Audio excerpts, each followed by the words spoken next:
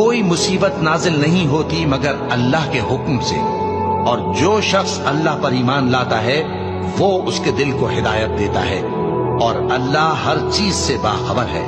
اور اللہ کی اطاعت کرو اور اس کے رسول کی اطاعت کرو،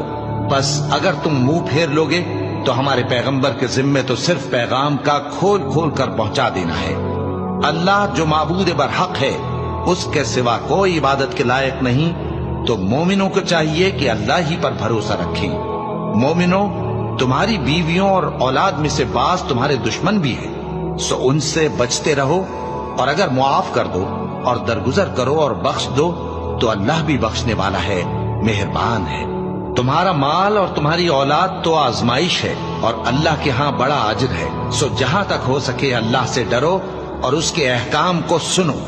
اور اس کے فرمانبردار رہو اور اس کی راہ میں خرچ کرو، یہ تمہارے حق